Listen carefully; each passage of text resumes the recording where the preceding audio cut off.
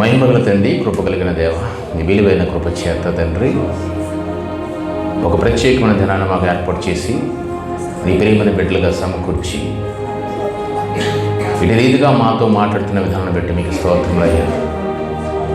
కూడి వచ్చిన ప్రతి బిడ్డని దీవించండి తండ్రి.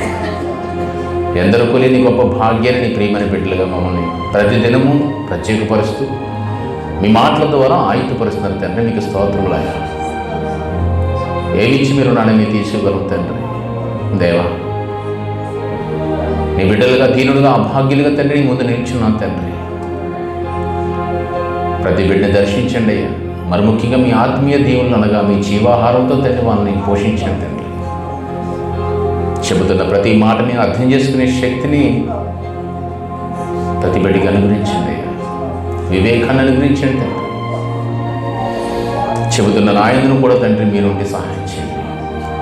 నన్ను పూర్తిగా మరుగు చేసి నీ బిడ్డలతో నేరుగా మీరు మాట్లాడమని, మీరే మహిమ పొందుకోమని యేసునామని ప్రార్థన అడిగి వేడుకుంటున్నాను పరమ తండ్రి.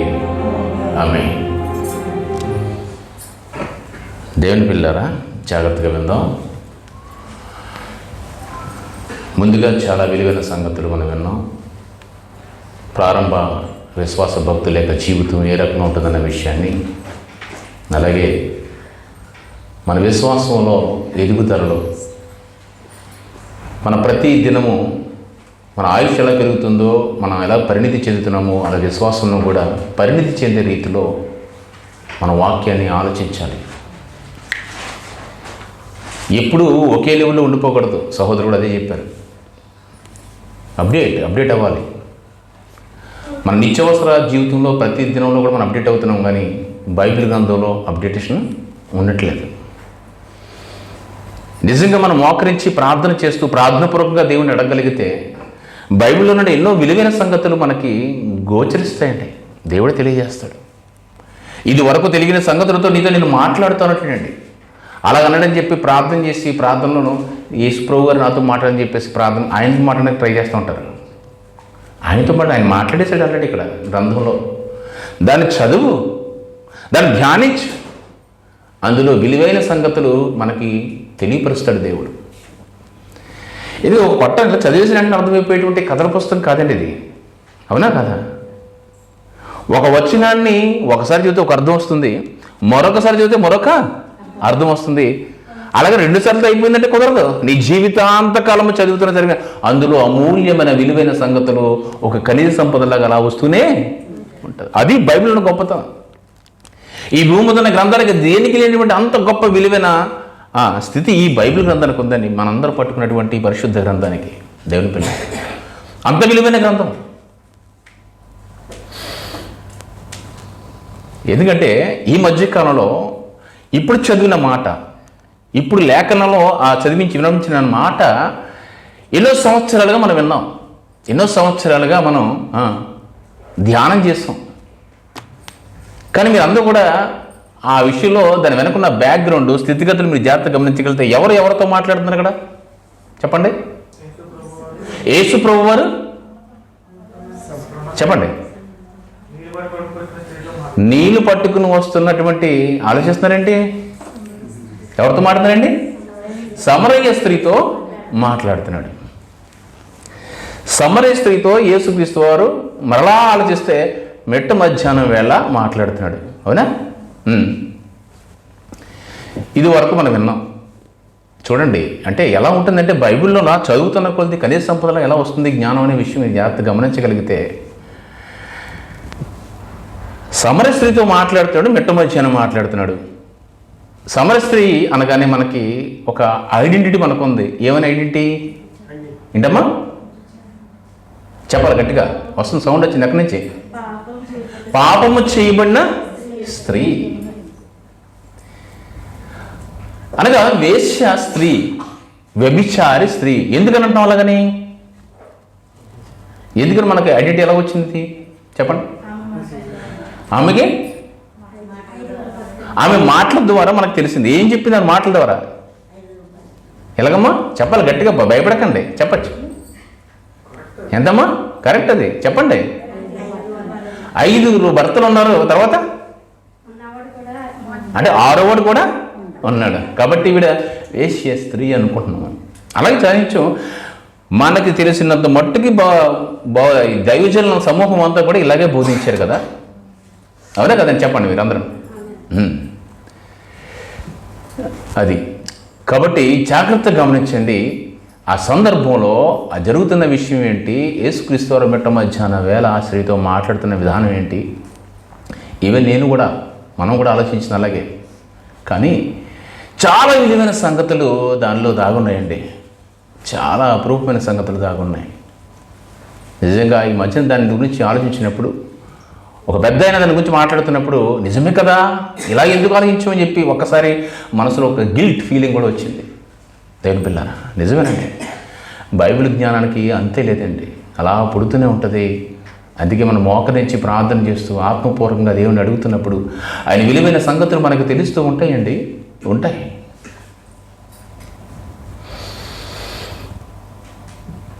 సమరయ్య స్త్రీ అని రాయబడింది అక్కడ, వేశ్య స్త్రీ అని రాయబడింది అక్కడ, పాపపు స్త్రీ అని రాయబడి ఉందా, లేకపోతే సమరయ్య స్త్రీ అని రాయబడి ఉందా? వ్యభిచార స్త్రీ అని రాయబడి ఉందా, సమరయ్య స్త్రీ అని రాయబడి ఉందా? సమరయ్య అంటే ఏంటి అంటే ఊరి పేరు పెట్టి స్త్రీ అని చెబితే ఆ స్త్రీ మన ఇష్టానుసారంగా మాట్లాడేసుకోవచ్చా? ఇప్పుడు పలానా ఊరు వాడు అంటారా, నీ పేరు తెలియనప్పుడు ఆ ఊరి పేరుతో చెప్పి ఒరే పలానా ఊరు ఒకటి రా అంటాడు. మనల్ని ఏమంటారంటే ఇంచుమించుగా గోదావరి పక్కన ఉన్నాం కాబట్టి ఒరే వీడు గోదావరి ఒకటి రా అంటారు. కాబట్టి గమనించండి, ఆవిడికి సమరయ్య స్త్రీ అని ఒకటి అక్కడ బావి దగ్గర నీళ్లు తోడుకునేకు వచ్చెను అన్నమాట. ఆ 4వ అధ్యాయం పైన కనబడుతుంది సమరయ్య స్త్రీ. ఒకవేళ వ్యభిచార స్త్రీ అనుకోండి, వ్యభిచార స్త్రీ అని ఖచ్చితంగా సంబోధిస్తాడు దేవుడు, ఏమాత్రం దాచుకోడండి. మనలో ఉన్న దుర్గుణాలు ఏవైతే ఉన్నాయో అవన్నీ కూడా దాచే దేవుడు కాదు ఈ దేవుడు, మనం నమ్ముతున్న దేవుడు. రాహాబు అనే ఒక స్త్రీ ఉంది, ఆవిడ గురించి ముందరగానే చాలా మంచిదైన రాహాబు అంటాడండి. ఏమన్నాడు? రాహాబును వేశ్య 11వ అధ్యాయము నీతిమంతుల జాబితాలో చెబుతున్నప్పుడు రాహాబును సంబంధించిన వేశ్య అయిన రాహాబు అని మాట్లాడుతుంటాడు. అవునా? ఇక మన యేసుక్రీస్తు వెంబటే ఉంటూ ఆయన వెంటనే ఉంటూ వాక్యాన్ని నేర్చుకుంటూ ఆయన పాదాల చెంతనే ఉన్నటువంటి ఒక మగ్ధలేని మరియ ఉంది. ఆవిడ చాలా ఉత్తమమైన మరియ అన్నాడండి. అన్నాడు 8వ అధ్యాయం లోకసువార్త 2వ వచనం ఉంటుందంటే 7 దయ్యములు పట్టినటువంటి మగ్ధలేనే అనబడిన మరియా అంటాడండి. ఎన్ని దయ్యాలంట? 7. అంటే 7 అంటే 6 + 1 7 కాదండి. 7 అంటే బైబిల్ సంపూర్ణ వాడుక పదం. పూర్తి అని అర్థం. సంపూర్ణ అంటే పూర్తిగా దయ్యాలతో చెడిపోయినటువంటి మరియా. బాగా చెడిపోయింది. లోకంలో ఎన్ని జాడ్యాలు ఉంటాయో అన్ని జాడ్యాలతో మిళితమైనటువంటి స్త్రీ, కానీ ప్రభు పాదాల చెంత పడిపోయిందిలేండి, ఒప్పుకుంది. కానీ ఆవిడ ఒప్పుకుంది, మంచిగా మారిపోయింది. కాబట్టి మనం ఏం చేస్తామంటే మన కాస్త సపోర్ట్ చేసిన, మన ముందు నటించేసిన, అమ్మో నీ వంటి వారు లేరు అనేసి మనం దువ్వేస్తూ ఉంటాం. కానీ ఆయన కాదు, ఆవిడ నీతి మంత్రులుగా అయిపోయినా, ప్రభు చెంత తిరుగుతున్నా, ప్రభు చెంతనే ఉంటున్నా సరే, కానీ ఇదిగో వీడు ఎవరో తెలుసా, 7 దయ్యాలు పెట్టి అంటే పూర్తిగా చెడిపోయిన ఒక మరియ ఒకనాడు ఇప్పుడు నా దగ్గర మారింది. పీట కథ ఉంటుంది ఇక్కడ, పీట ఆ పీట నాదండి, ఆ పీట నాదండి అంటారు కదా, అలాగా ఏదో స్టోరీ ఉంటుంది. అలా ప్రభు ఎప్పుడు కూడా ఎవరి గురించి చెప్పినా పాత గతాన్ని ఒకసారి మళ్ళీ గుర్తు చేస్తూనే ఉంటాడు మరలా. ఎందుకంటే ఎప్పుడైనా మరలా తొంగి చూస్తారేమో అని. అర్థమవుతుందండి? కాబట్టి ఒకసారి గమనించండి, ఒక స్త్రీలో ఉన్నటువంటి ఆ దుర్గుణాలు ఏమైనా ఉన్నా సరే, ఆ చెడు లక్షణాలు ఉన్నాయంటే కంపల్సరీ దాన్ని సంబోధిస్తూనే మాట్లాడాడు, ఎక్కడ కూడా దాయలేదు. అలాగే వ్యభిచారం చేస్తూ పట్టబడినటువంటి ఒక స్త్రీని దగ్గర తీసుకొచ్చినప్పుడు కూడా, ఆవిడ గురించి మాట్లాడినప్పుడు కూడా ఏమన్నాడంటే, ఒక నీతిమంతురాలి మీద అభాండం వేసారని అనలేదు, చేసింది వ్యభిచారమే. అందుకే దాని గురించి ఆవిడ గురించి రాసినప్పుడు పాపాత్మురాలైన ఒక స్త్రీ ఆయన యుద్ధకు తీసుకురాబడింది అంటాడండి. యోహాను సువార్త 8వ అధ్యాయంలో పాపాత్మురాలైన ఒక స్త్రీ అంటాడు. అంటే వాళ్ళు చేసిన పనిని బట్టి ఖచ్చితంగా ముందు వారికి ఆ టైటిల్, ఆ విశేషణాన్ని కూడా సంబోధిస్తూనే ఉన్నాడు ప్రభు, దాయలేదు ఎక్కడ కూడా. కానీ సమరయ స్త్రీ విషయంలో పాపాత్మురాలని కానీ, వేశ్యని కానీ, వ్యభిచారి అని కానీ ఎక్కడ రాయబడలేదు. చూడండి ఒకసారి 4వ అధ్యాయం చూద్దాం, ఏమని రాయబడిందో ఆవిడ గురించి. 4వ అధ్యాయం మొట్టమొదట ఆయన ఆవిడ గురించి ఎదురు చూస్తున్నప్పుడు 7వ వచనం. సమయ స్త్రీ అను ఒకటి నీళ్లు చేదుకున్నట్టుకు అక్కడికి రాగా. చూడండి, సమరయ స్త్రీ అని ఒకతే. ఇంకెక్కడ కిందకి ఎక్కడ చూసారు మళ్ళీ సమరయ అనే పేరు కనబడదు, కానీ ఆ స్త్రీ అనే మాటలే రాయబడుతుంటాయి ఇక్కడ. మిట్ట మధ్యాహ్నం వేళ, మధ్యాహ్నం సుమారు 12 గంటల సమయంలో కూడా రాసేట ఇక్కడ, అంటే మధ్యాహ్నం. అవునా? ఎందుకు మనం ఈవిడికి వ్యభిచారం టైటిల్ ఇచ్చాం? పాత దగ్గర నుంచి, అంటే క్రీస్తుకు సగం నుంచి ఇంచుమించు 2000 సంవత్సరాలు పైబడికి ఈవిడికి ఒక నిందతో అలాగా కొనియాడేస్తున్నామండి. ఏమని? వేశ్య వేశ్య వేశ్య అని. ఎంత ఘోరమండి పాపం, చెప్పండి. ఎందుకు అలా అంటున్నానంటే చివరికి వెళ్ళేసరికి మీకు అర్థమవుతుంది ఆవిడ వేశ్యవో వ్యభిచారో పాపాత్మురాలనే విషయం. ఎందుకంటే ఒకే ఒక్క మాటను బట్టి మనం ఏమంటున్నాం అంటే ఆవిడ్ని వ్యభిచారి అంటున్నాం. ఏమనంటే, నీ పెనిమిటిని తీసుకురా అమ్మా అంటాడు. అంతేనా?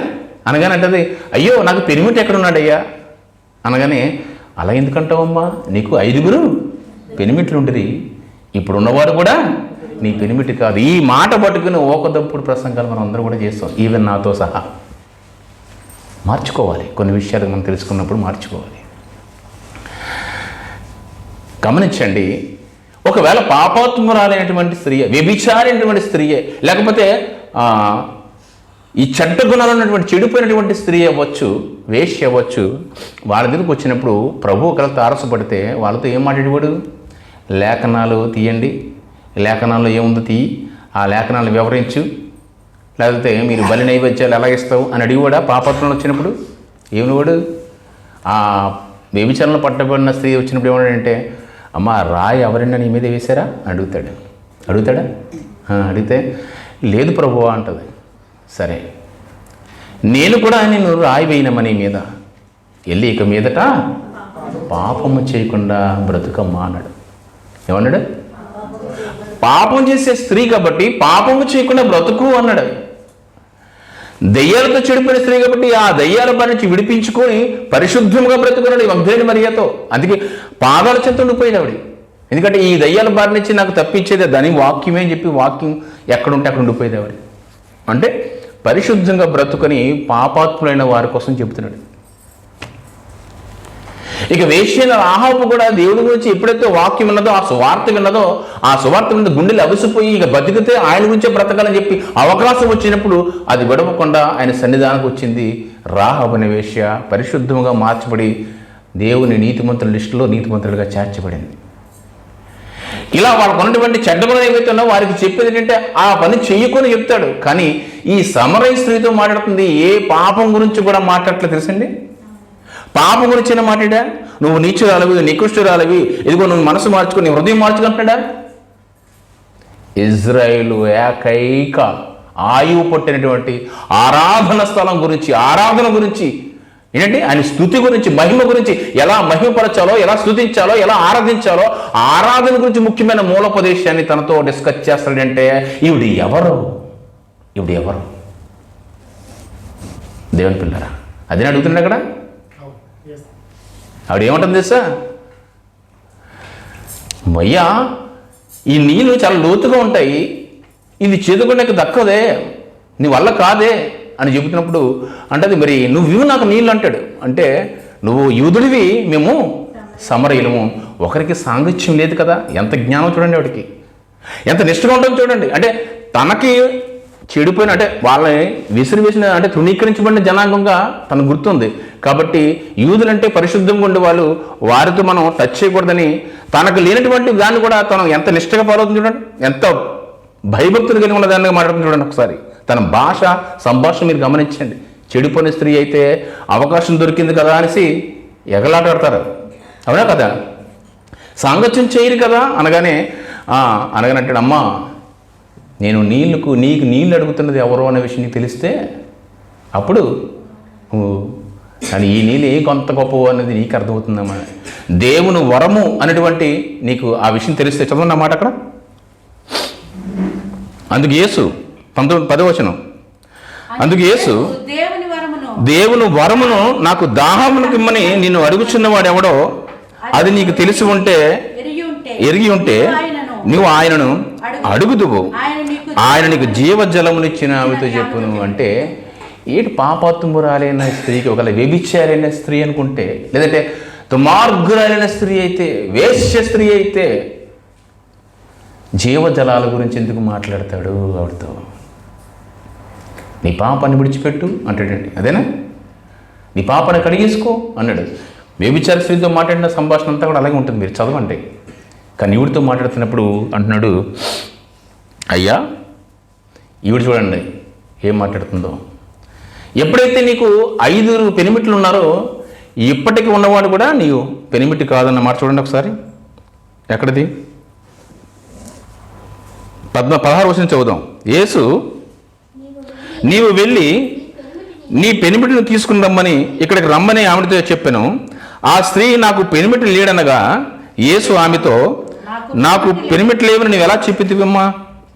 నీ మాట సరియే, సరియే, నీకు 5 పెనిమిట్లు ఉండరి, ఇప్పుడు ఉన్నవాడు కూడా నీకు పెనిమిటి కాడు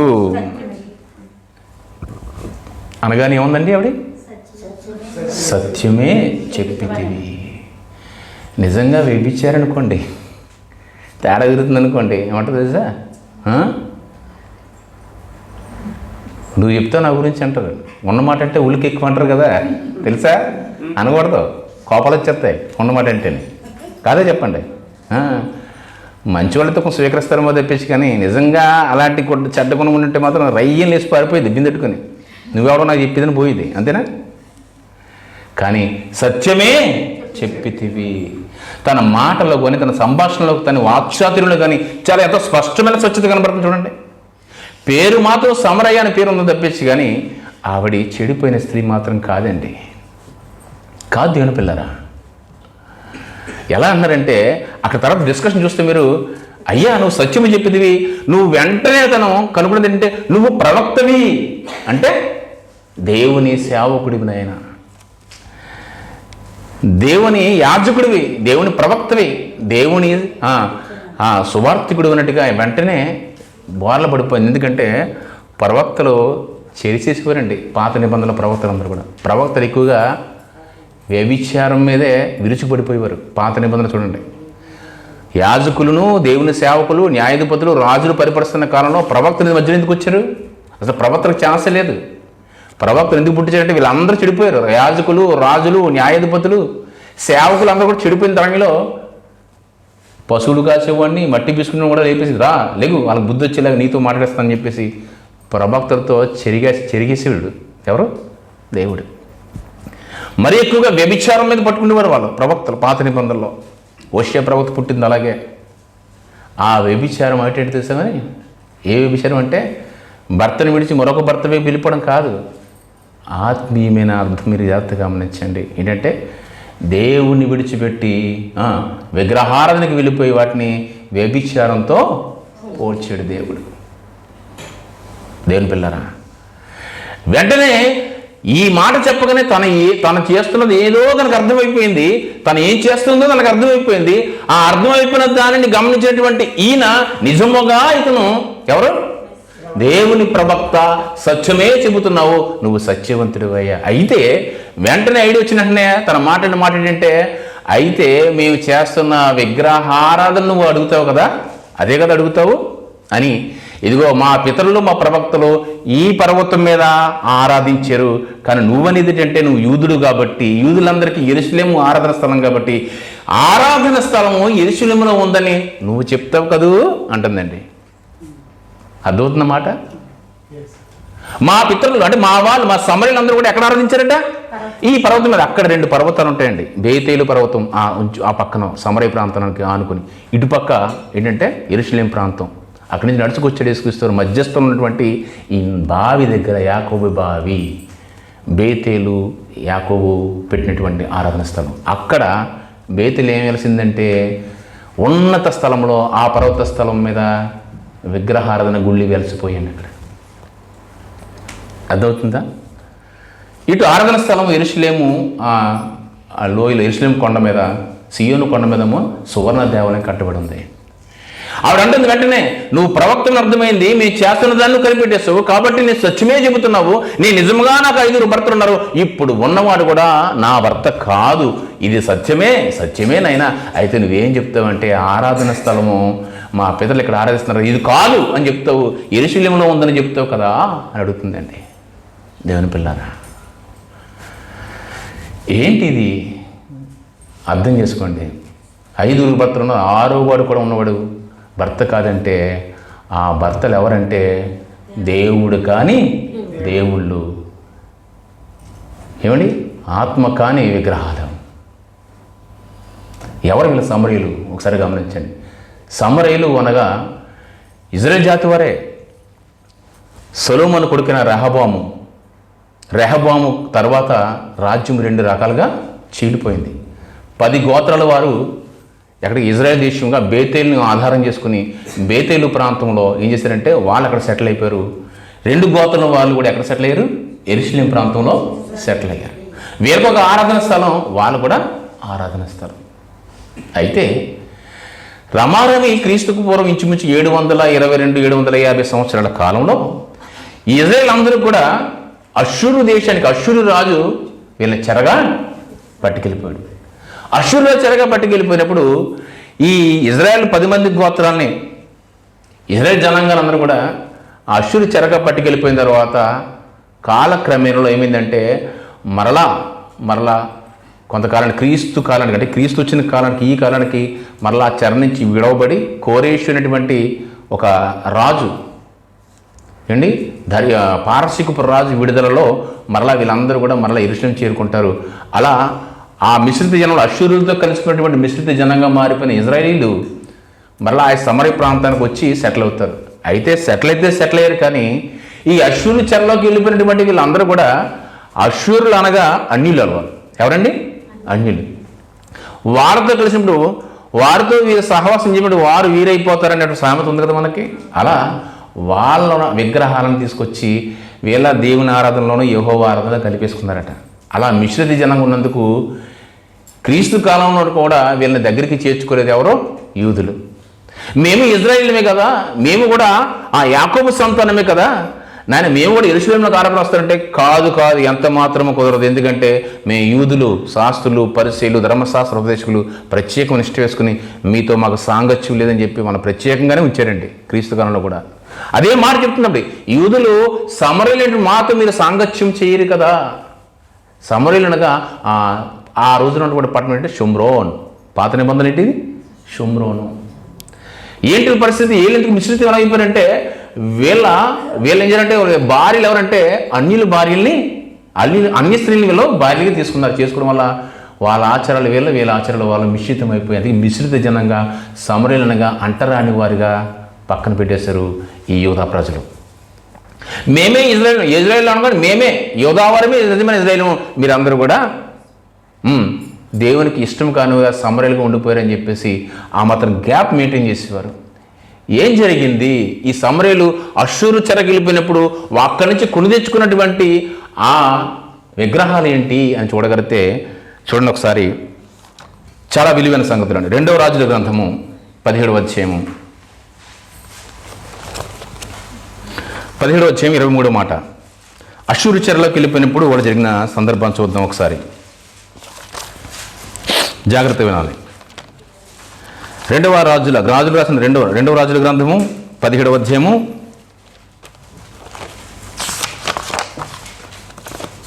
23వ వచనం.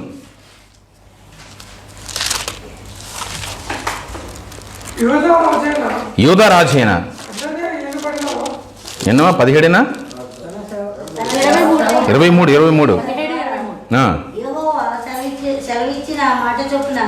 2వ రాజుల గ్రంథము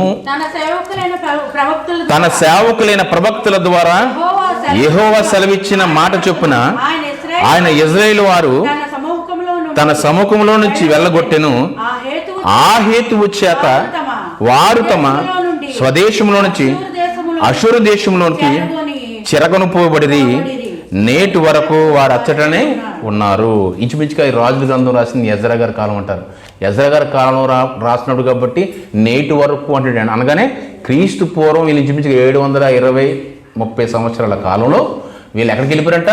అష్షూరుకి చెరగా వెళ్ళిపోయారంట. ఈ అష్షూరుకి చెరగా వెళ్ళిపోతే ఆ అష్షూరుకి చెరగా వెళ్ళిపోయినటువంటి ఆ రాజు ఏం చేశాడంటే, ఆ కింద మట్టుకుని 24 వచనం, అష్షూరు రాజు బబులోను, కూత, హవ్వ, హమాతు సేవాపరమాను తన దేశంలో నుంచి జనులను రప్పించి ఇజ్రాయేల్ వారికి మారుగా షమ్రోను పట్టణంలో ఉంచిన గనుక వారు షమ్రోను దేశమును స్వతంత్రించుకుని దాని పట్టణంలో కాపురము చేసిరి. అనగా వీళ్ళని చెరపెట్టుకుని వెళ్ళిపోయినటువంటి ప్రాంతం ఏంటంటే షమ్రోను అంటే చాలా క్లియర్గా ఉంది అక్కడ. షమ్రోను, ఆ షమ్రోను ఎలాంటిదంటేనంట 5 దేశాలను 5 ప్రాంతాల వారిని తీసుకొచ్చి ఆ షమ్రోను ప్రాంతాలను కూడా పట్టుకొచ్చి పెట్టాడట. ఈ 5 ప్రాంతాలు అంటే 5 దేశాలకు సంబంధించినటువంటి ఇరు పట్టణాలు ఉన్నటువంటి జనాలను పట్టుకొచ్చాడు. ఈ ఇజ్రాయెల్ని ఎలాగైతే పట్టుకొచ్చాడో అలాగే మిగతా దేశాల చుట్టుపక్కల బబులోను, ఐగుప్తు అన్ని ప్రాంతాల నుంచి కూడా జనాలు పట్టుకొచ్చాడు. పట్టుకొచ్చేసి ఒక షమ్రోను పట్టణంలో ఉంచాడట. అప్పటికే షమ్రోను పిలువబడుతుంది ఆ పట్టణం. ఎవరు? అష్షూరు రాజు. అష్షూరు రాజు ప్రపంచాన్ని ఏలినటువంటి మొదటి చక్రవర్తి. మామూలుగా మనం ఏమనుకుంటే అంటే బబులోను చక్రవర్తి నుంచి ప్రారంభిస్తూ ఉంటాం. బబులోనుకు ముందర పరిపాలించినటువంటి వారు అష్షూరీలు.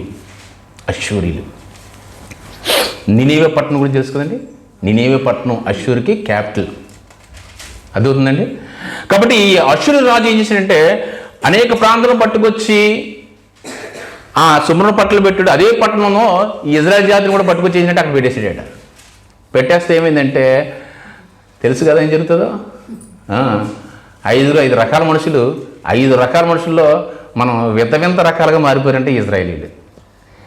దేవుడు కోపం వచ్చి సింహాలను పంపించేశారంటే అక్కడ వీళ్ళు చేస్తున్న పనులకి. ఉన్నత స్థలంలోకి అంటే వాళ్ళ ఆరాధనకి యెహోవా దేవుడి పేట ఆరాధన చేస్తున్నారట. వాళ్ళు చేస్తున్నటువంటి ఉన్నత స్థలం అంటే కొండల మీద చేసే ఆరాధన వాళ్ళకి ఇష్టం. కొండల మీద పెద్ద పెద్ద గోపురాలు కట్టి చేస్తుంటే యెహోవా కోపం వచ్చి ఆ సింహాలు పంపించి ఆ ఊరంతా తినేస్తుంటే, అందరిని పట్టణంలో అందరిని చంపేస్తుంటే ఆ రాజుకి ఇంప్రూవ్మెంట్ చేసిన తర్వాత ఆ రాజు అనేట వారి పట్టణాల నుంచి నిజమైన భక్తుని పిలిపించి వాళ్ళకి ఏమి బలి చేయాలో ఏది అర్పణ చేయాలో చెప్పించాడు. ఎందుకంటే నిష్టది కీడిది అని చెప్పేసి ఆ రాజు ఆ యాజకుని తెప్పించి ఎక్కడ ఇజ్రాయేల్ ప్రాంతం నుంచి తెప్పించి యాజకుడి ద్వారా వివరంగా చెప్పాడంటే బలి నైవేద్యం తెప్పించండి మీరు చేసిన పాపానికి చెప్పాడంటే. పాపం చెప్పినా సరే కానీ వాళ్ళకి జాడ్యం అంటుకున్న జాడ్యం పోలేదంట. కిందకు వచ్చి మాట్లాడుతున్నమాట. 28వ వచనం చూడండి. 28వ వచనం, కాగా షమ్రోను నుండి వారు పట్టుకుని వచ్చిన యాజకులలో ఒకడు వచ్చి బేతోలు ఊరిలో కాపురం ఉండి యెహోవా యందు భయభక్తులు ఉండదగిన మర్యాదను వారికి బోధించలేట. ఇలా ఉండాలమ్మా, అలా ఉండాలా. మన దేవుడు ఏకదేవుడు. ఇన్ని దేవతల్ని ఇన్ని దేవుల్ని చేసుకుని ఆరాధించేటువంటి దేవుడు కాదు. తన మహిమని ఎవరికి కూడా ఇచ్చేవాడు కాదయ్యా. అలాంటి దేవుని బిడ్డలైన మీరు ఇలా కలుషితం అయిపోయారు ఏంటి అని చక్కగా బోధించాడట. కానీ చూడండి, కానీ వచ్చిందంటే ఇదే జరిగింది అక్కడ. అంతేనా? వాడు అన్నీ బాగుంటాయి కానీ ఏదో ఉంటుంది చివరన అది. కానీ ఏం చేశారట? కానీ కొందరు జనులు తమ సొంత దేవతలను పెట్టుకుని షమ్రోనీలు కట్టుకున్న ఉన్నత స్థలముల మందిరములలో వాటిని ఉంచుచూ వచ్చిరి. మరియు వారు తమ పొరములలో తమకు దేవతలుగా తొలుగు చేసుకున్నరి. క్లియర్ ఉందండి. ఇలా వచ్చారు ఎవరు? పత్తులు, పెనిమిట్లు. అంతేనా? ఆ దేవతలు ఎవరో కూడా చెప్పేస్తున్నారు చూడండి. ఒక మాట చూస్తే ఈ దేవతలు ఉన్నత స్థలం ఉన్నటువంటి ఈ దేవతలు ఏమంటారంటే పెనిమిట్లు, భర్తలు కూడా. ఎందుకంటే తన కానటువంటి అగ్రహారం చేస్తే నువ్వు నన్ను కాదని వేరే వారిని ఏమంటాడు? వ్యభిచరించావు. ఎందుకంటే దేవుడు తనని ఏర్పడిస్తున్నప్పుడు ఏమైనా సంబోధించుకున్నాడంటే నేను నీకు భర్తని, పెనిమిటి అన్నాడా? హోషేయ గ్రంథం చూద్దాం ఒకసారి. హోషేయ గ్రంథం 2వ అధ్యాయం 3వ వచనం. ఈ ఇజ్రాయేల్కి చెప్తాడండి. చెడిపోయిన ఇజ్రాయేల్కే చెరిగేసినటువంటి ప్రవక్తల్లో ఒక ప్రవక్త చాలా కఠినంగా మాట్లాడుతాడండి. చాలా రోషంగా మాట్లాడతాడు హోషేయ ప్రవక్త. ఆ ప్రవక్త మాట్లాడుతున్న మాట మీద చూస్తే 2వ అధ్యాయం 3వ వచనం. హోషేయ గ్రంథము 2వ అధ్యాయం 3వ మాట.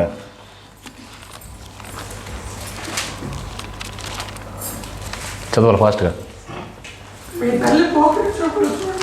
నీ తల్లి పోకిరి చూపులు చూడకయు దాని స్తనములకు పురుషులను చేర్చుకొనకయు ఉండినట్లు మీరు ఆమెతో వాదించండి.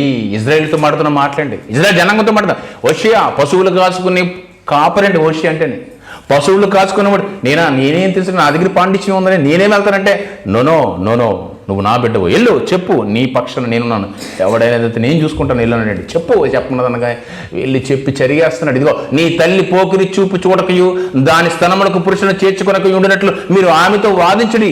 ఇది నాకు భార్య కాదు, నేను దానికి పెనిమిటిని కాదు. ఎవరండి మాట్లాడుతుంది? ఎవరు మాట్లాడుతుంది? దేవుడు ప్రవక్త పక్షాన మాట్లాడుతున్న దేవుడు ఏంటంటే, నేను దానికి భర్తని కాదు, పెనిమిటిని కాను. ఎవరు ఈ తల్లి అంటే? ఇజ్రాయేల్ సమాజం, చెడిపోయిన సమాజం. దేవుని కాదని మరొక దేవుళ్ళని దేవతలకు మొక్కుతూ వినత స్థలాన్ని కడుతూ అక్కడ ఆరాధిస్తూ ఆయన మొక్కుతూ సాగిలు పడుతున్న జనాంగానికి దేవుడు ఉగ్రత రూపుడై మాట్లాడుతున్న మాటలండి అవి. నేను పెనిమిటిని కాను అంటే నేను ఆవిడికి మీకు నేను భర్తను కాదు, మీ యజమానిని కాదు అంటాడండి. ఇర్మియా గ్రంథం అతి ప్రాముఖ్యమైన మాట అది. ఎందుకంటే అంత్య దినాల్లో చేయబోతున్న నిబంధన గురించి మాట్లాడుతూ ఇర్మియా గ్రంథం చూద్దాం ఒకసారి. ఇర్మియా 31 ఇర్మియా 32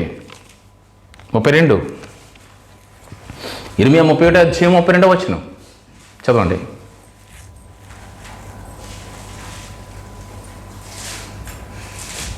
ఇర్మియా గ్రంథము 31 అధ్యాయము 32 వచనంలో, అది ఐగుప్తులో నుంచి వారిని రప్పించుటకు నేను వారి చెయ్యి పట్టుకున్న దినమున వారి పితరులతో నేను చేసిన నిబంధన వంటిది కాదు. నేను నిబంధన వంటిది కాదు అంటే నేను రాబో దినాలలో నాకు నిబంధన చేస్తాను, అది వారి మనసుల్లోనూ వారి హృదయంలోనే నేను ఆ మాటలు ఉంచుతానని ఒక ఇర్మియా గ్రంథంతో మాట్లాడిన మాటలు ప్రభు కూడా తెలియజేస్తాడు. ఒకసారి హెబ్రీ గ్రంథంలో అయితేనేమి, అపోస్తల గ్రంథంలో అయితేనేమి ఇదే లేఖనం ఎత్తుతాడు. ఆ లేఖనంలో మూలవచనం ఏముందంటే చూడండి ఒకసారి, నేను వారి పెనిమిటినైనను వారు ఆ నిబంధనను భంగం చేసుకున్నది ఇదే యెహోవా వాక్. ఇట్స్ మై వర్డ్ అంటాడండి. ఇది నా వాక్కు, ఇది నా వాక్కు. నేను ఆ రోజు ఐగుప్తు నుంచి వాళ్ళు రప్పించక చేయబట్టుకున్న దినమున వారి పితరులతో చేసిన నిబంధన వంటిది కాదు. నేను వారికి పెనిమిటినైనను భర్తనైనను యజమానులైనను వారు నా నిబంధన భంగం చేశారంటే నన్ను కాకుండా వేరే ఒక పక్కకి వెళ్ళిపోయారు. విగ్రహారాధన. పెనిమిటిని నన్ను విడిచి మరొక పెనిమిటి దగ్గరికి వెళ్ళిపోయారు. ఇది ఇజ్రాయేల్ మీద వేస్తున్నటువంటి నెపమండి. నేరం వేస్తున్నాడు. చూడండి ఇప్పుడు మళ్ళీ రాజుల గ్రంథంలోకి వద్దాం. 2వ రాజుల గ్రంథము 17వ అధ్యాయము. ఇప్పుడు 28 చూసాం కదా, 29 చూడండి. 29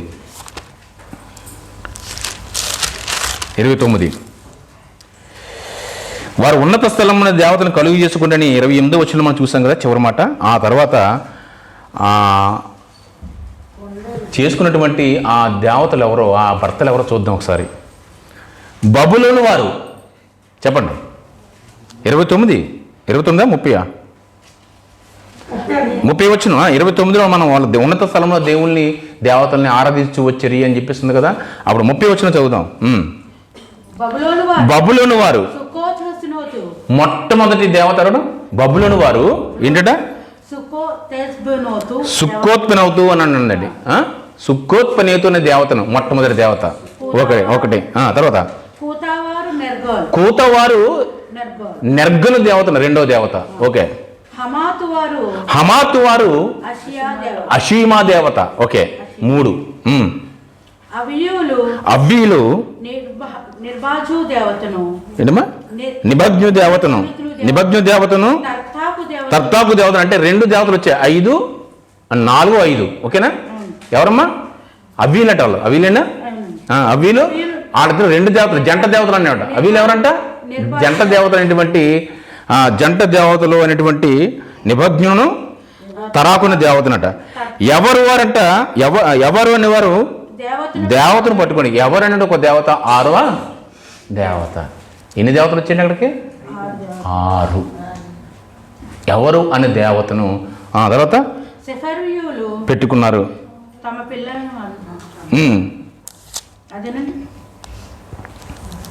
సఫరీయులు తమ పిల్లలను అదిమెలకు అనేటువంటి సఫర్ముల యొక్క దేవతలకును అగ్నిగుండం మందు దహింపజేసిరి. చూడండి, ఇలా 6 దేవతలకు వాళ్ళు చేస్తున్నప్పుడు ఇదే దానిని ఉన్నత స్థలముల మీద వాళ్ళు ఆరాధన మొదలు పెట్టారట. అంటే ఇందులో కూడా జంట దేవతలు ఉన్నాయండి. జంట దేవతలు కలిపి ఒక ఉన్నత స్థలం. ఒక దేశంలో జంట దేవతలు కనపడుతున్నాయి, 2-3 దేవతలు. ఇలా ఈ 6 దేశాల నుంచి 6 దేవతలను కొలి తెచ్చుకున్నారు. ఇవి షుమ్రోను పట్టణంలోనికి చెరగా పట్టుకెళ్ళిపోయినటువంటి ఇజ్రాయేల్ కూడా ఆరాధించడం మొదలుపెట్టారు. ఇప్పుడు ఏంటంటే ఈ సమరయ స్త్రీ ఒక విధంగా చెప్పాలంటే చాలా భక్తురాలు. అవునా అవునా కదా చెప్పండి. విగ్రహారధుల్లో కూడా పట్టుకుని చెండాడేస్తుంటారు. యూట్యూబ్లో ఎక్కడ చూస్తున్నారు మీరు? మార్షల్ ఆర్ట్స్ ఎవరు ఉన్నారు? ఒక ఆవిడ మార్షల్ ఆర్ట్స్ కరాటే కళ్యాణ్ అంటారు ఒక ఆవిడ, తెలిసింది. చెద్దకు కొట్టి చెవులు మూసేస్తుంది ఆవిడ. ఒళ్ళిండా భక్తే. ఆ భక్తి మాత్రం మళ్ళీ బయట మరొక భక్తి ఉంటుంది ఆవిడకి, ఏమండి. కానీ ఏదైతేనే సరే కానీ వాళ్ళకున్న ఆచారంలో ఏం పెద్ద పాపమే కదా అవి. వాళ్ళకు ఉన్నటువంటి వాటిలో అదొక భక్తి. అది వాళ్ళు చేస్తున్న నీచమైన కార్యక్రమం కూడా భక్తిని కనబరిచేటువంటి కార్యక్రమాలు. ఈరోజు కూడా అలాంటి భక్తి కనబరిచే కార్యక్రమం జరుగుతుంది. ఒకటి ఏంటది చెప్పాలి తక్కువ మీకు రావడం స్త్రీలకు వెంటనే ఏం జరుగుతుంది తెలుసండి బయట. ఈరోజు మహాపర్వదినం ఒకటి. ఏంటది? అదేంటది? మహాశివరాత్రి నైట్ జరిగింది జాగారం. ఎలాంటి జాగారం జరుగుతుంది మీ అందరికీ తెలిసిందే. అది నైవేద్యం అంట దేవుడికి, హోమం అంట, దోపార్తులు, అలాంటి వింత విడ్డూరమైన కార్యక్రమాలు వాళ్ళ యొక్క ఆచారంలో సబబే. కానీ యెహోవా దేవుడు ఏకేశ్వరుడు ఇదిగో అలాంటి వాటిని చీల్చి చెండాడేస్తాడండి. ఉన్నత స్థలంలో ఆరాధిస్తున్నటువంటి నేను కాక, నీ భర్తను, నీ పెనిమిటినైనటువంటి నేను కాక నన్ను విడిచి వెళ్ళిపోయింది నీ తల్లి, వెళ్ళి చెప్పు అన్నాడండి. వెళ్ళి చెప్పు, నిన్ను దానికి పెనిమిటిని కాదు అని చెప్పు అన్నాడండి. అమ్మా నీకు 5 పెనిమిట్లు ఉన్నారమ్మా, ఇప్పుడు ఉన్నవాడు కూడా నీ పెనిమిటి కాదమ్మా, నా మాట నమ్మమ్మా. ఎంత బాగా చెప్తున్నా చూడండి. ఒక ఆరాధన గురించి, ఒక మహిమ గురించి, ఒక స్తుతించడం గురించి, దేవుడు అంటే ఒక అర్థాన్ని ఇవ్వడం గురించి చెప్తున్నటువంటి మాట. నిజంగా ఆ స్త్రీ ఎలాంటి స్త్రీ చెప్పండి? భక్తి పారవశ్యాలు కలిగినటువంటి స్త్రీ. దేవుడు ముండిల నిండా 5 విగ్రహాలు పెట్టుకుని పూజించుకుంటుందట. కొత్తగా ఈ విగ్రహం అంటే ఇంకొక దేవుడు ఎవరో ఆయన్ని కూడా కలుస్తుందట. అందుకే ఇప్పుడు ఉన్నవాడు కూడా నిజమైన దేవుడు కాదమ్మా. చదవండి యోహాను సువార్తకు వద్దాం. ఇప్పుడు డిస్కషన్ ఏం జరిగిందో 4వ అధ్యాయం. అయ్యా మా పితరులు ఈ పర్వతం మీద ఆరాధించారు, నేను కూడా అదే ఆరాధిస్తున్నాను. అదే కదా కూడా చెప్పింది. చదవాలి ఫాస్ట్గా. 4వ అధ్యాయము 20 వచనమా? యోహాను సువార్త. మా పితరులు ఈ పర్వతమందు ఇదిగో ఆరాధన, ఆ ఉన్నత స్థలములందుకో వారి విగ్రహాలు, వారి దేవతలు తీసుకొచ్చి మా భర్తలుగా, మా యజమానులుగా ఆరాధించాము. ఇదే ఆరాధన అనుకున్నాము, ఇదే మాకు యజమాని అనుకున్నాము, వీళ్ళే మాకు భర్తలు అనుకుంటున్నాం. కానీ ఇందులో నేను చూస్తున్నాను, చూస్తున్నాను, యెహోవా దేవుని చూస్తున్నాం. కానీ ఆరాధించే స్థలము యెరూషలేములో ఉన్నదని నువ్వు చెప్పుదువని అని యేసు తనగా. అప్పుడు యేసు మాట్లాడుతున్నాడు. చెప్పండి.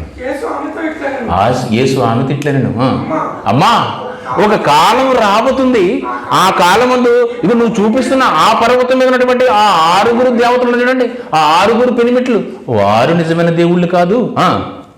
తర్వాత ఇప్పుడు నువ్వు చూపిస్తున్నటువంటి ఈ యెరూషలేము పర్వతం మీద వీళ్ళు ఆరాధిస్తున్నటువంటి ఈ ఆలయం కూడా నిజమైన దేవుని ఆరాధన కాదమ్మా. ఈ పర్వతం మీద నేను, యెరూషలేము మీద నేను మీ తండ్రిని ఆరాధింపరు తల్లి, ఆరాధింపరు, నా మాట నమ్మమ్మా, నమ్ము తల్లి.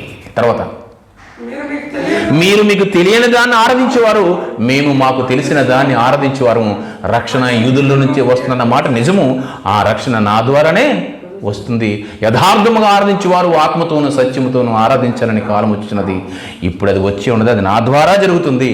ఆత్మతోటి సత్యంతోటి ఆరాధన స్థలాలు కానీ, కొండలు కానీ, గుట్టలు కానీ, పర్వతాలు కానీ, విగ్రహాలు కానీ ఏది ఉండదు. నేను చెబుతున్న ఆరాధన అంటే నీ హృదయమే దేవుని ఆలయము, ఆత్మయే దేవుని నివాసము. కాబట్టి ఆరాధన స్థలం మారుతుంది, అది నా ద్వారా ప్రారంభింది, ఇప్పుడే వచ్చి ఉన్నది. తను ఆరాధించేవారు అట్టి వారే కావాలని దేవుడు ఎప్పటి నుంచో కోరుతున్నాడు. నువ్వు కరెక్ట్గా గెస్ చేసావు తల్లి. ఇదిగో అట్టివారే కావాలని దేవుడు కూర్చున్నాడు. తర్వాత దేవుడు ఆత్మ కనుక ఆయన ఆరాధించేవారు ఆత్మతోనూ సత్యంతోనూ ఆరాధించేవాళ్ళు కూర్చున్నాడు అనగానే ఆవిడ ఎంత భక్తురాల్లో చూడండి ఒకసారి. వెంటనే ఏమంటుంది రిప్లై, ఆ స్త్రీ ఆయనతో క్రీస్తునబడిన మెసేజ్ వచ్చినని మేము ఎదుగుదాము, ఆయన వచ్చినప్పుడు మాకు ఈ సమస్తాన్ని తెలియజేస్తాడని చెప్పగానే అనగా చూడండి ఎంత భక్తురాలు కాకపోతే మెస్సియా రాబోతాడు, వచ్చిన తర్వాత మాకు ఇవన్నీ కూడా తెలియజేస్తాడని ముందరగానే ధ్యానం చేస్తున్న ఆవిడ నిజంగా ఆవిడ వ్యభిచార స్త్రీ అండి చెప్పండి, వేశ్య స్త్రీయా చెప్పండి, పాపపు స్త్రీయా చెప్పండి? పొరపాటుగా ఆలోచిస్తాం కదా. ఇప్పుడు వరకు ఒకదప్పుడు ప్రసంగం కూడా అలాగే చేస్తాం కదా మనం. చాలా పెద్ద పొరపాటు. భక్తురాలైన సమరయ స్త్రీ అండి. దేవుని పిల్లరా, యేసు ఇదిగో నీతో మాట్లాడుతున్నది ఎవరు కదమ్మా, ఆ మెసేజ్ నేనే అని చెప్పగానే అయ్యా ఇదిగో ప్రవక్త వస్తాడు, ఒక మెస్సీ వస్తాడు, ఒక మనిషి కుమారుడు రాబోతున్నాడు, ఆయన వచ్చిన తర్వాత మాకు సమస్తాన్ని తెలియజేస్తాడు అని మీ గ్రంథాలు పట్టుకుని మా పితరులందరూ కూడా ఎదురు చూస్తున్నాం. మేము మాత్రమే కాదు, ఇదిగో యెరూషలేములో మా పితరులందరూ కూడా ప్రత్యేకించబడ్డారు, మేము తృణీకరించబడ్డాము, మేమందరూ కూడా ఏకమవుతాము, ఇరువురు ఏకమయ్యి ఆయన ఆరాధించుకునే స్థలం యెరూషలేములో ఉందని మేము ఎప్పుడో ఎదురు చూస్తున్నామయ్యా. ఆ దినం వస్తుందని మీ ఆశకు ఎదురు చూస్తున్నాం. ఆ మెస్సీ నువ్వేనా, మమ్మల్ని ఇరువురిని కలుగుతావా అని అడుగుతుందండి. ఎంత భక్తిపూర్ణంగా చూడండి ఒకసారి మీకు గమనించండి. అనగానే అప్పుడు అన్నాడు ఆ మెస్సీని నేనేనమ్మా అనగానే వెంటనే చూడండి తర్వాత ఏం చేసిందో. ఆ శిష్యులు ఆ స్త్రీతో మాట్లాడి చూసి ఆశ్చర్యం ఏమని అడగగా ఆవిడ కడవ బింది ఎత్తి ఎక్కడికి వెళ్ళిపోయిందంటే చూడండి ఆ మాట చూడండి. ఆ స్త్రీ తన కొండ విడిచిపెట్టి ఊరిలోనికి వెళ్ళి మీరు వచ్చి నేను చేసినవన్నీ నాతో చెప్పిన మనిషిని చూడండి, ఈయన క్రీస్తు కాడా అని ఊరి వారితో చెప్పగా చూడండి ఆవిడ భక్తి చూడండి. ఎప్పుడైతే దేని గురించో తహతలాడుతుందో, 5 కాక 4 కాక 3 కాక 5 పెట్టుకుని 5 కాక 6వ గ్రహాన్ని కూడా పెట్టుకుని ఈ దేవుడు నాతో మాట్లాడతాడా, ఈ దేవుడు నాతో మాట్లాడతాడా, ఈ దేవుడి ద్వారా మా బతుకులు బాగుంటాయి అని ఎదురు చూస్తూ నిరీక్షణతో ఎదురు చూస్తున్నటువంటి ఆ స్త్రీ నిజంగా మెస్సీని చూసేసరికి ఆవిడకు ఉన్నటువంటి ఆ దైవభక్తి ఎంత గొప్పదో చూడండి. ఈయన ద్వారా మేమందరూ కూడా మా బతుకులు బాగుంటాయని అర్థమైపోయి ఈ మాట నా ఊరి జనాలందరికీ చెప్పాలని పరుగు నా కళను విడిచిపెట్టి పరిగెత్తుని పారిపోయి ఇదిగో వచ్చేసాడు మనం కలిపే దేవుడు, అది మెస్సియా, ఆ మనిషి కుమారుడు, ఆ దేవుడు. ఆ స్త్రీ ఆ ఊరెళ్ళి ఆ ప్రజలందరూ కూడా మార్చగలిగింది. ఆ తర్వాత తను కూడా దేవుని పనిలో నిమగ్నమైపోయినట్టుగా మనకు కనబడుతుంది. కాబట్టి గమనించండి దేవుని పిల్లారా, 10 మంది చెప్పడం వల్ల లేదా 10 మంది ఒక మాట అనడం వల్ల దేవుని గ్రంథంలో ఉన్న మాట అసత్యం కానేరదు. 10 మంది మాట బట్టి చెప్పిన మనం న్యాయ నిర్ణయం చేస్తుంది, మనుషులకు ఉన్నటువంటి నైత్యం. కానీ పరిశుద్ధ గ్రంథం దేవుడు ఇచ్చిన సాక్ష్యం గొప్పది, చాలా గొప్పది. చూసే చూపును బట్టి ఉంటుంది. కొన్ని మాటలు ఉంటాయి, మనం ఎలాంటి చూపు చూస్తామో అలాగే కనబడుతూ ఉంటారు ఎదుటి వాళ్ళు కూడా.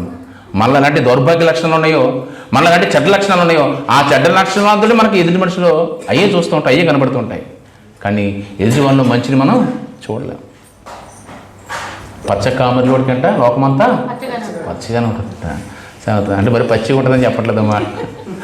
కాబట్టి మనం అందరూ ఇలాగే ఆలోచించుకుంటాం. కాబట్టి ఆవిడికి వ్యభిచార స్త్రీ అని ఒక ముద్ర వేసేసాం. కాబట్టి ఇక్కడి నుంచి మార్చుకుందాం. ఆవిడ చాలా పరిశుద్ధురాలు, చాలా అంటే ప్రభువులోకి రానకముందు తనకున్నటువంటి భక్తులు పరిశుద్ధురాలు, అవునా కదా. తర్వాత పరిశుద్ధంగా దేవుని నిజమైన దేవుని కనుగొన్నట్టుగా మెస్సియాని గుర్తించిన స్త్రీగా ఆవిడ కూడా నిలబడేందుకే గ్రంథంలో లిఖించబడింది. కాబట్టి మనం కూడా వాక్యులను వాస్తవ సత్యాన్ని గ్రహించే విధంగా ప్రతిరోజు దేవుని వాక్యాన్ని ధ్యానం చేస్తూ ఉంటే, మీరు ప్రార్థించండి, మోకరించి వాక్యాన్ని ధ్యానం చేయండి. మా చదువు లేదు కదా అని భయపడకండి. ఈరోజు ఆడియో బైబిల్స్ కూడా వచ్చేసాయి. ఆడియో బైబిల్ వాక్యం ఏ అధ్యాయం కలితే అధ్యాయం సెలెక్ట్ చేసుకుని మీరు వినొచ్చు. వాక్యాన్ని కూడా అలా వినండి, ధ్యానం చేసుకోండి. చక్కటి విలువైన సంగతులు ప్రార్థించండి. దేవుడు మీకు మీ ద్వారా మన ద్వారా అందరితో మాట్లాడతాడు. దేవుని విలువైన సంగతులు నేర్చుకుని దేవుళ్ళు ఇంకా బలపడేవారిగా ఆయన్ని మహిమపరిచే బిడ్డలుగా మనం ఉండగలం. కాబట్టి మాటలు మీకు అర్థమైన ఆశిస్తూ ఇంతతో మాటలు ముగిస్తున్నాను. ప్రార్థన చేసుకుందాం. మహిమల తండ్రి, కృప కలిగిన దేవ, విలువైన మీ కృపను బట్టి తండ్రి చాలా విలువైన సంగతిని మాకు తెలియపరిచారు తండ్రి. స్తోత్రమయ్యా నాయన. పొరపాటు చేసాము తండ్రి. నాయన ఒక పరిశుద్ధురాలు పవిత్రులైన స్త్రీ పట్ల మేము ఇంతవరకు అన్యదిగా భావించాము తండ్రి. దయచేసి మమ్మల్ని క్షమించండి తండ్రి. నాయన కేవలం ఒక పెనిమిటి అనే మాట ద్వారా తండ్రి తన ఏదో తప్పుడు స్త్రీగా మేము చిత్రీకరించాము తండ్రి. నాయన ఆత్మీయమైన వ్యభిచారంగా తండ్రి మీరు చూస్తున్నారనే విషయాన్ని, ప్రాముఖ్యమైన ఆరాధన స్థలం గురించి మీరు చర్చించారనే విషయాన్ని మేము ఇప్పటివరకు గ్రహించలేకపోయామయ్యా. దయచేసి మమ్మల్ని క్షమించండి అయ్యా. నిజంగా అలాంటి మంచి మనసును, అన్వేషణ కలిగి, తృష్ణ కలిగి, నిరీక్షణ కలిగేటువంటి భక్తురాలైనటువంటి స్త్రీనైనా ఒక్క మాటతో, మీ యొక్క వాక్యంతో తన జీవితాన్ని మార్చేసుకుంది నాయన. ఊరి జనాన్ని మార్చినటువంటి గొప్ప ఉన్నతమైన స్త్రీనైనా అలాంటి మనసును మా అందరికీ అనుగ్రహించినైనా తండ్రి, నీ సన్నిధిలో ఇంకా బలమైన సాక్షులుగా నిలబెట్టుకొని మీరే మహిమ పొందుకోమని యేసు నామమున ప్రార్థన అడిగి వేడుకొచ్చున్నాను తండ్రి. ఆమేన్. అందరికీ వందనాలు.